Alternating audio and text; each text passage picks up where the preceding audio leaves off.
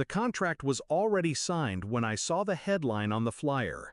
Celebrating love, anniversary and wedding celebration. Anniversary, not mine, hers. They had taken my wedding, my one day, and fused it with my sister's 10-year marriage. Worse, they had made me pay the bill for both. That was the moment I stopped being their child and started being their executioner. It hadn't always been this way. For years, I bent to keep the family together. I was the quiet one, the fixer, the obedient child who never complained. She, my sister, was the jewel, the golden one. Every birthday, every achievement celebrated in gold letters. When she married, my parents emptied their savings to give her a cathedral wedding. I stood at the altar, bridesmaid in pastel, smiling as if the hollow in my chest wasn't real. And when it was finally my turn, I thought, maybe it would be different. My fiancé and I saved for years. We dreamed of a quiet, elegant wedding, a day that belonged to us. But the moment my parents got involved, the ground shifted. Subtle at first, "Oh, your sister should renew her vows that day. It'll be fun, a family celebration." Then firmer, "We already told the guests it's a joint event. Imagine how much cheaper it will be." Cheaper. For them, not for me. The invoice told the truth. The venue, the flowers, the catering, all billed to me. Both events, one stage. And still, they expected me to smile. I didn't break, I didn't scream, I planned.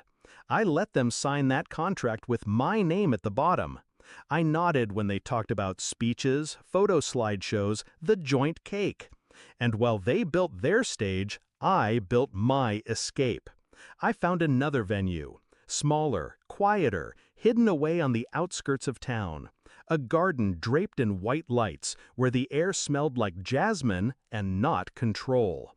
I booked it, paid in full, swore the staff to secrecy. Invites went out quietly, hand-delivered. Only those who mattered, our closest friends, his family, the ones who saw me as more than a shadow. The ceremony was set for noon, hours before my parents' spectacle. That day, I walked down an aisle lined with roses, not expectations. My fiancé's eyes brimmed with tears, and for once, the world felt honest. We spoke our vows in sunlight, kissed under the weight of our own promises. And when applause broke out, it was for us.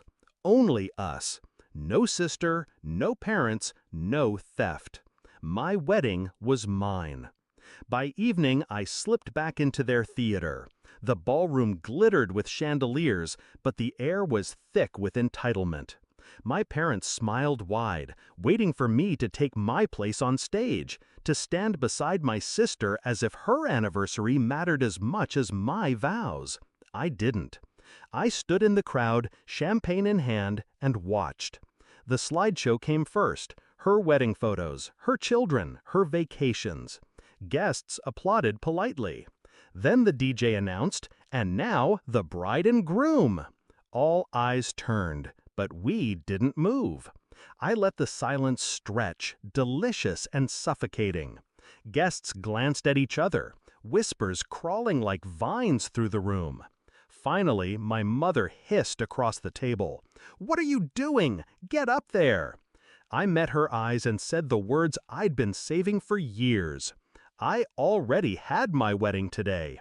You weren't invited. The color drained from her face. My father's jaw clenched.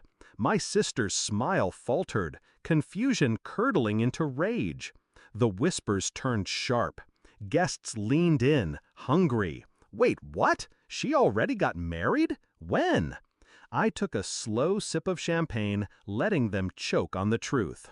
This isn't my wedding. This is her anniversary party. I'm just a guest. The collapse was instant. Their plan unraveled in front of 100 witnesses. Every smug assumption, every theft of my day exposed for what it was: manipulation. My sister stormed off. My mother begged for explanations. My father's silence was heavier than stone. I left them there, in their empty stage, their hollow celebration.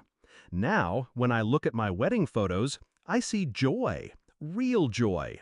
Not something staged, not something stolen. Just us, untouched by their control. They don't speak of that night anymore. The silence is their punishment. The memory is mine. Do I regret it? No. I regret the years I let them script my life. I regret the silence I kept. I regret the child who thought obedience would one day be rewarded. But that night, that was my freedom. Because I married the man I love and left them to marry their shame.